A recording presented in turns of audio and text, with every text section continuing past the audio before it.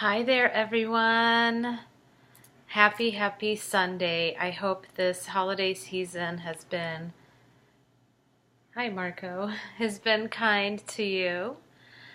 Um, and yeah, I've been really busy with life and work and just some material 3D stuff. So, um, let's talk about the energies that we are currently experiencing collectively. Now, we may experience the same energy collectively, but no, that's not what I meant to say. We experience energies differently, but it really is all connected, is what I meant to say. And I do want to talk about fears, some of the fears that we are presented with and that we are maybe afraid to approach. Now, I know I may have mentioned this before in one of my videos, but there are 5 wounds that we all have within our soul, whether it is from this life or past life that we experience. And these are fear of rejection, fear of humiliation, fear of abandonment, fear of betrayal, fear of, what's the last one? Rigidity. The one that I want to talk about mainly today is, maybe there might be 2, fear of rejection and fear of abandonment. Those are the 2 major ones that a lot of us experience within our lifetime here. And I feel like what we are facing now, especially when we're thinking in terms of current energies, main one being Mercury going in retrograde. This type of an energy seems to reawaken or bring forth past energies for healing, for acceptance, for recognition, and lastly for resolution, so that you don't have to experience this again. And sometimes these energies are in forms of relationships outside of yourself, and also what we tend to forget is the relationship with ourselves. And so when we're talking about fear of rejection, the first thing that always comes to mind is external. Afraid of being rejected, afraid of trying something new, afraid of speaking your truth, even letting someone know how you truly feel.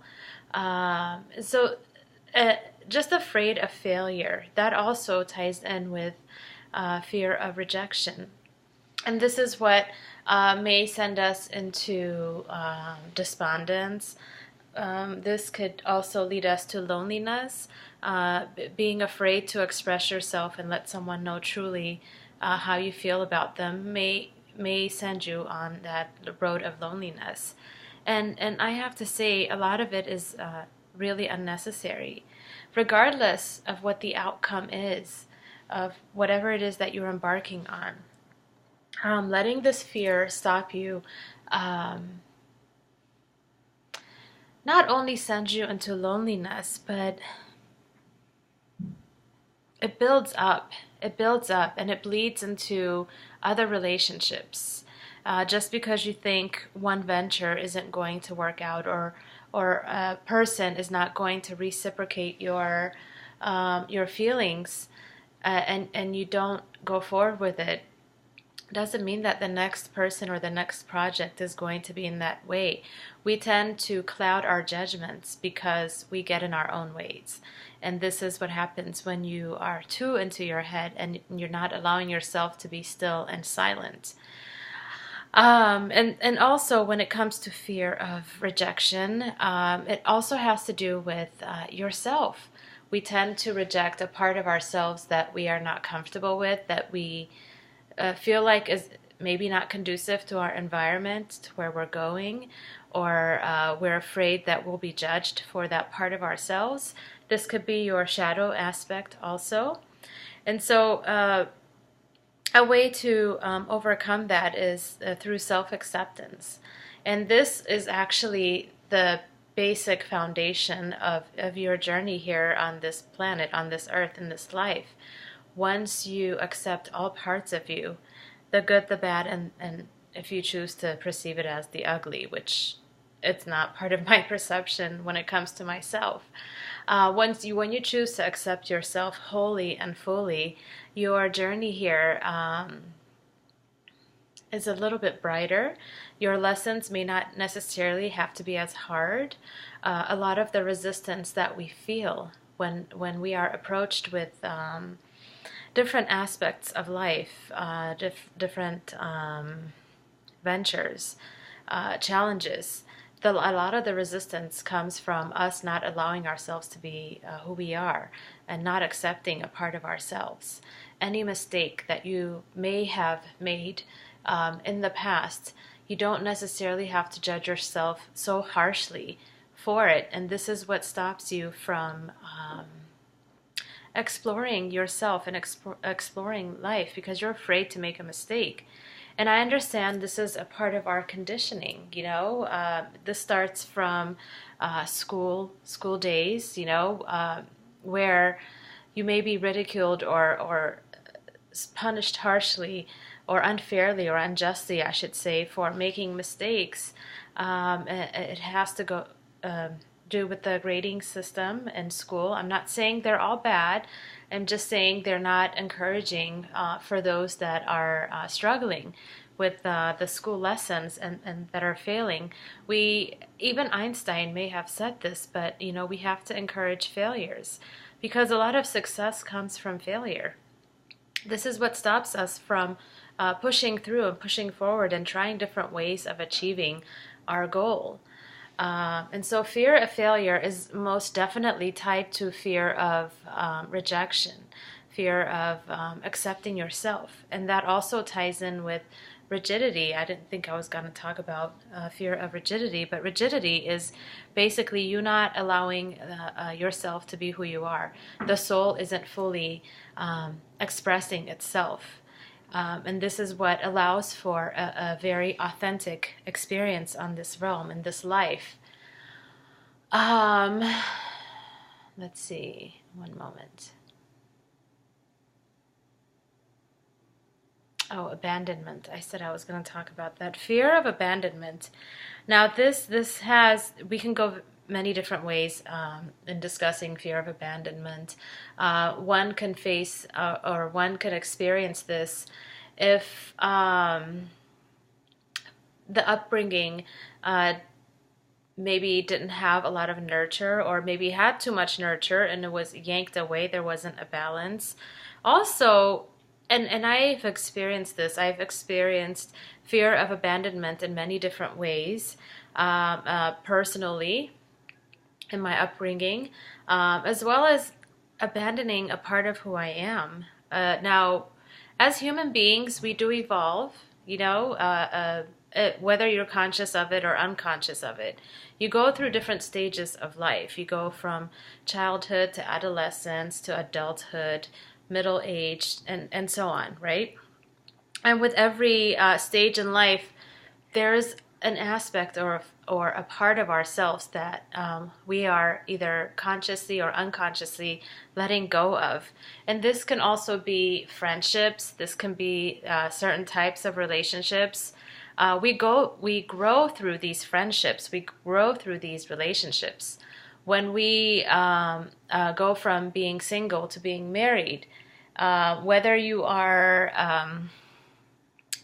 friends are with you on that path or not, there are going to be some changes. You may not connect fully like you used to your single friends. This is just an example that I'm giving.